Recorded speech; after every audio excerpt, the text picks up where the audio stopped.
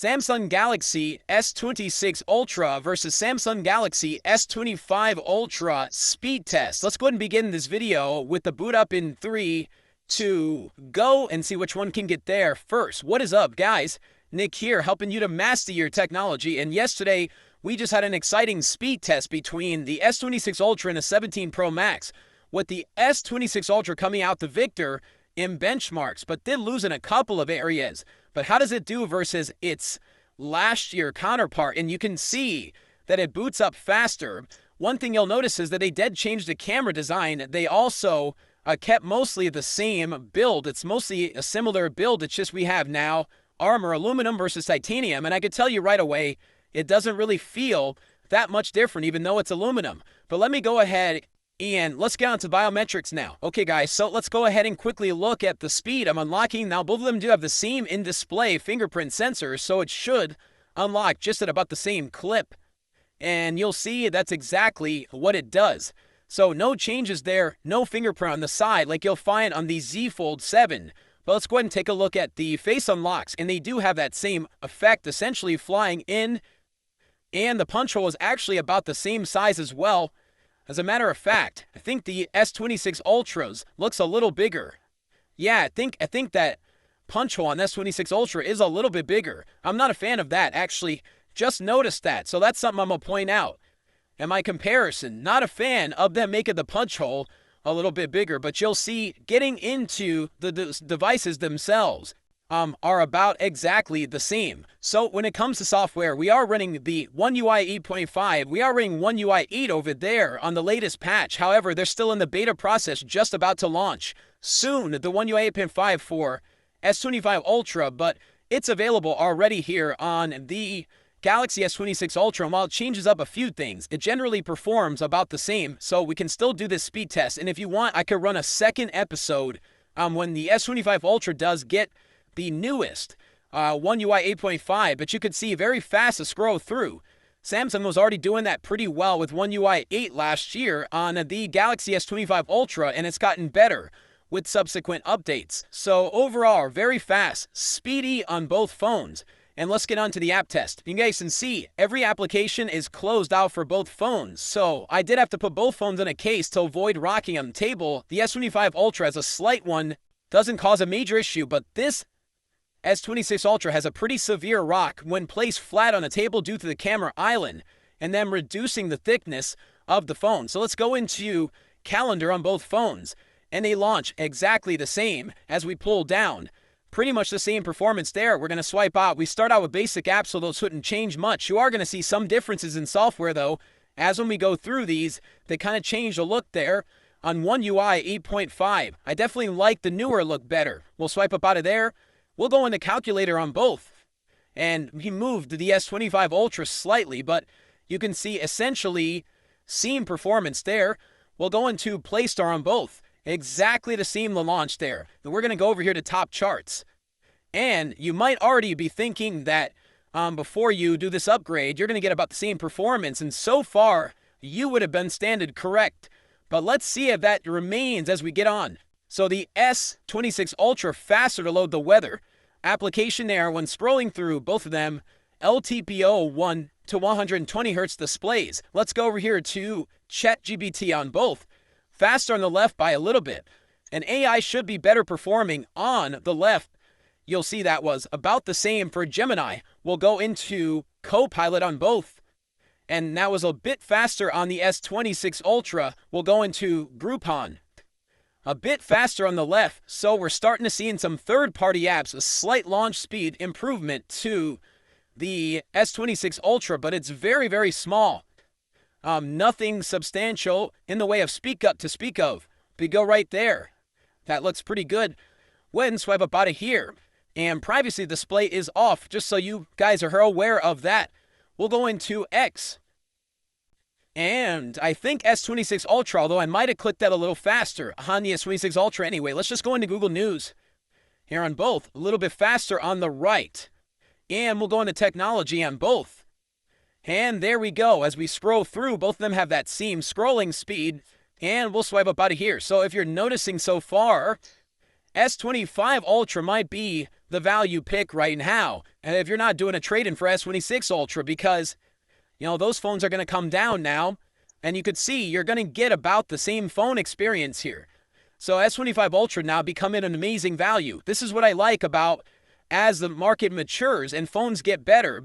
People can go ahead and pick up a yesteryear phone, still have several years of updates left, and have a great phone. The only thing you got to be concerned with is how many cycles did the person put on that battery? Because if you get one that was cycled a lot on the battery, or they were bad with their battery habits, then you're going to get their problem. That's the only thing you got to be careful with, is if you're buying like secondhand or you're buying a refurb phone or anything like that.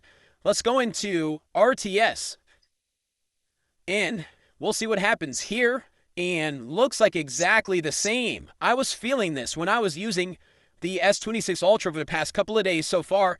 I've been feeling this. I've been feeling this very seamness. Let's go into Free Fire here.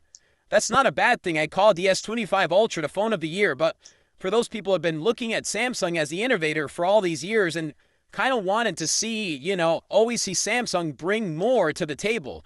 That was actually faster than S26 Ultra, but that notification pop-up slowed it down. I could show you if we rerun that, but because Samsung was always bringing like the new features first, and they're kind of still the phone with the most features, I feel like people tend to get a little bit less excited when Samsung doesn't really rock the boat. But Samsung has phones that rock the boat, like the Tri-Fold, the Z Fold 7, so they're still doing it, but it feels like they're kind of like been a little bit slower to upgrade these Ultras, like to the level they used to, where year-over-year upgrades are bigger. Now, you could say, well, what more can you do? I can already tell you what more you can do. You can make this phone all screen if they can get under display camera technology good enough. Also, you can bring back Bluetooth S Pen. We can also improve the battery size. And cameras also give us a true 10-bit display. So there's plenty of upgrades that can be still done. They can also change or design to look a little bit different. Like when they brought the S21 Ultra, and it was definitely a different look. Or was it the S20 Ultra? I don't know which one it was. It was the one that was a little bit different looking than this squared shape. I'm just saying, like, you could switch it up, just kind of make it feel different. So it's a new-ish experience, because lately it's been kind of a seam-ish feel. Let's go into Asphalt. That doesn't mean it's bad. The S26 Ultra is fantastic. I love the device so far. It has good battery life, really good cameras, super fast, all the features in the kitchen sink, S Pen on board. And it really is a superstar phone, and you could see with sales already being very strong, it makes sense. Let's go into 3D Mark. But at the end of the day, I still miss the days when every year Samsung phone was significantly more upgraded. So we're going to speed test net, faster on the right, and InChat, faster on neither. So I think this app test showed you what you might have already thought what was going to happen. Probably the same kind of feel, and just aren't really pushing the phones too hard here. But even One UI 8, 8.5, not really substantial difference. I would call this basically a draw. There was really nothing to speak of here. And so I guess the only area you're going to really notice it is when the vapor chamber gets a little bit warmer on S25 Ultra. Maybe you're pushing it to a demanding level, which I don't feel everyone ever gets to that level where it's going to really make the phone lag up or anything. It's just, these are just fantastic performers. All right, guys, so let's go ahead and do the RAM management on the Galaxy S26 Ultra, and you could see so far buttery smooth. No substantial issues whatsoever. Also, one of my favorite things about the S26 Ultra has been the case for several years is the versatile multitasking abilities with split screen pop view windows. However, it's starting to feel a little bit cramped now that I use Z Fold 7. It seems like the two-screen multitasking is way more useful to me than the single phone slab, but at least it still does it, and it has plenty of power to go ahead and do so, calculating two things at the same time. I feel like on the Z Fold 7, though, I'm using it a little bit more for actual split screen, whereas with the Ultra, I use it more just to like grab like a passcode or something from another app to bring it into the next app. But it's still there, and it's still very powerful on the Galaxy S26 Ultra. So the RAM management there, pretty much flawless over there. So it doesn't seem like the need of 16 gigs of RAM is quite a necessity at this point. But it'd still be nice to just up it so we could say we have 16 gigs of RAM, and it should do better in the long haul. So S25 Ultra pretty much performing the same here as the Galaxy S26 Ultra. We'll go into Subway Surfer City, and we'll go over here. News, X, Instagram, Groupon. Some of the animations right there, though, if you're noticing when going back through, they're very non-linear and beautiful in that respect, but I feel like there's some micro stutters occasionally on both of these that you don't really see on some of the Chinese devices. Some of those have a little bit, I would say, more visually fluid animations. I'm thinking like OnePlus, for example. So definitely, Samsung can make the animations a little bit more fluid. They're very non-linear and nice and polished, but they could be a little bit more fluid when going back through those apps. And so the Galaxy S26 Ultra Geekbench results are in, and you can see, look at that multi-core score, over 1,000 points better and significantly better on that single core. So again, here we go. We're pushing them to a little bit of their limits here within a benchmark, and that's going to really showcase why the S26 Ultra is definitely the better pick. Hyra, this is so close that in real world you probably won't notice any substantial life change. I just think it's more like a long-term thing, a long-term play, how long you plan to keep these phones. Of course, if you haven't bought one or the either, and you're going for the long haul, of course, just spring for the S26 Ultra. But if you have an S25 Ultra right now, I would say probably hold off, all right, and just see what else is coming soon, because this phone is more, I think, upgrades for S24 Ultra users and below. That every 2-year kind of feel. But if people are holding on to their phones longer nowadays, so these phones last an incredibly long time.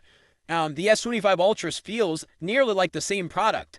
So far, yes, it is slightly less powerful, but S26 Ultra is, for me, more the upgrade over S23, S24 Ultra. So I'll be back when the 3D Mark Wildlife Extreme scores are in, and we'll see how much better, graphic performance we can expect for the S26 Ultra.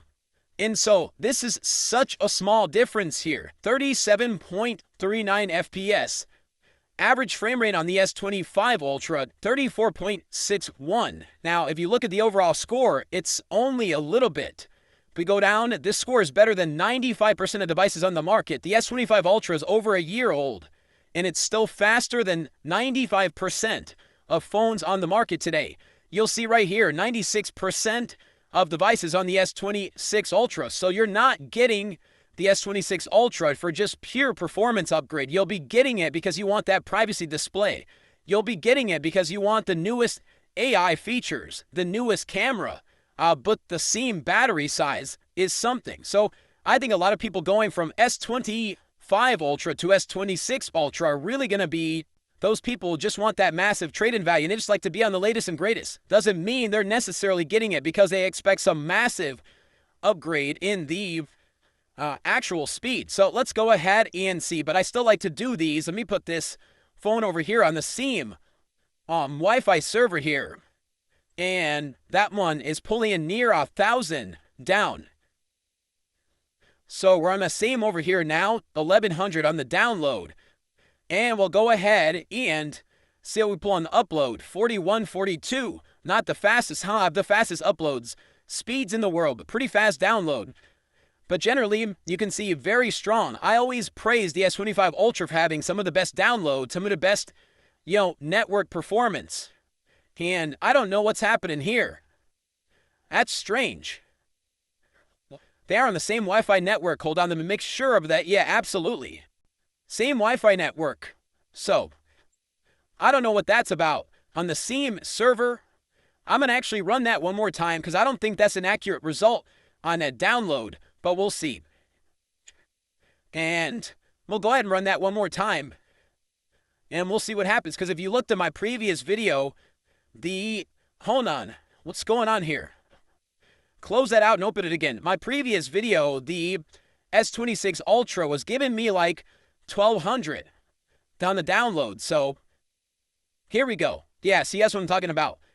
Little bit of a weird result. Now look at that. It's blowing past the S25 Ultra. Almost 1,300 down. So yeah, that result previously was inaccurate. The S26 Ultra has faster downloads. That's what I thought. So I wanted to make sure of that before people started saying, nah, bro, something's up with that. So let's go ahead and get up out of there. And before we wrap it up, I do want to do a quick camera launch speed. I do have to say, though, that these shutter speeds still not as fast as I would like on these phones. Let me go ahead and pull the S26 Ultra in, and we'll go ahead and do the S25 Ultra, and we'll launch right there, and pretty good. Let's go ahead and close those out. 3, 2, go. Yeah, pretty good. Again, shutter speed not the fastest on either, but still, both of them pretty fast to launch cameras overall. So wrapping it up, S25 Ultra, S26 Ultra, you've seen the performance gains are pretty minimal for actual speed and daily use. Also, neither of these phones feel too warm, and while the S26 Ultra has a better vapor chamber, this one was already good in S25 Ultra. I think the upgrade, it really just comes down to you are the privacy display, the new camera design, and that's about it. Mostly, you can get the better chip. You're going to use a long-term, or do you want your high trade-in value? Those are the real reasons. Because in speed, S25 Ultra, you could pick one up now. It's a great value. It's a great value last year phone. And S26 Ultra is just the hottest thing on the block right now. So, of course, a lot of people are going to like this. And I also am recommending this one so far as well. It's pretty darn fantastic. But stay tuned for some deeper dive comparisons. We're getting out with the speed tests first. We're going to rock the performance boat first. And then we're going to go ahead and do some of the deeper dives. So be subscribed. Can't wait to see you in the next video. Hope you enjoyed this one. And have a great rest of your Monday. Nick here. Be sure to be well. And peace. Ball.